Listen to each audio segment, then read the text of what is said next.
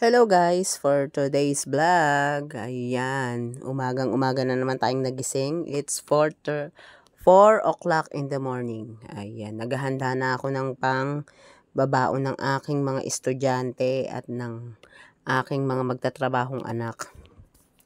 Ayan, naghanda nga pala ako ng yung ginawa kong chicken hot dog with malunggay. Yan, nagtira talaga ako para sa kanila.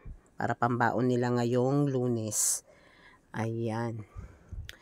Kailangan ko nang iprito yan guys. Dahil Monday ngayon, kailangan natin gumising ng maaga. Ay, nagsaing muna ako. Pain-ina yung sinaing ko niyan, kaya hinahanda ko na yung hotdog.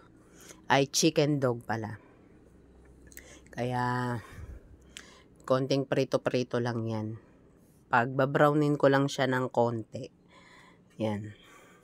Kasi syempre mas maganda kung medyo brown na siya. Hindi naman yun siya talagang brown na. At ayan, sinandukan ko na nga sila ng kanin sa mga baunan nila para lumamig na. Kasi baka masira pagka yung tatakpan natin ng mainit pa. Kaya kailangan pasisingawin muna natin siya. Ayan, bali 4 sila na magbabaon. 2 estudyante at 2 magtatrabaho. Ayan, maaga rin kasi yung dalaga ko ngayon. Kailangan maaga sila. Tas whole day pa, kaya kailangan magbabaon talaga. Yung yung grade 8 ko, parang nag-whole day na rin sila kasi nagpa-practice sila ng volleyball. Yun ang niya. Yun ang sports na kinuha niya talaga, volleyball. Eh yung 2 kong ring magtatrabahong anak na lalaki, maaga rin. Kaya magsasabay-sabay talaga silang umalis ngayon. Bali pagka nahatid ko na si Batang Makulit mamaya, bago mag 6, ayan, sila naman ang mga mag-aalisan. Yung 2 estudyante, hahatid naman ng papa nila yun. Tapos yung 2, may mga motor naman sila, ayan, magmumotor na lang sila. Kaya, may lakad din ako mamaya, aatin ako ng orientation ng aking dalaga.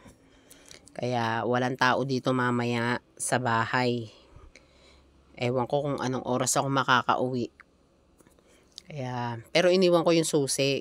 At kung halimbawang matagalan man ako dun sa orient, ayun, binilin ko yung aking bunso sa aking hipag na siya na lang muna magsundo. Kasi hindi ko rin pinauuwi yun mag-isa. Ayokong pauwiin siya mag-isa. Nakakaawa naman, 'di ba? Kaliit-liit tapos uuwi siya mag-isa. Ang laki pa ng bag niya.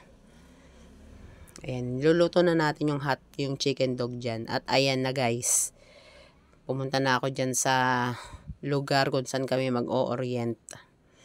Ayan, pinapasok na kami dun sa room at pinaupo na kami. Actually, napakaaga ko dahil mali naman ang pagkakarinig yung dalaga ko. At ayan, nung matapos na nga yung orient, ay nagmamadali na rin ako umuwi.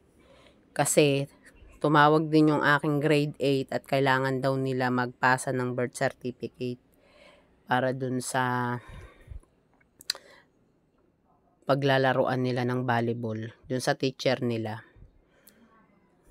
Ayan, sakay na ako ng jeep. Thanks for watching.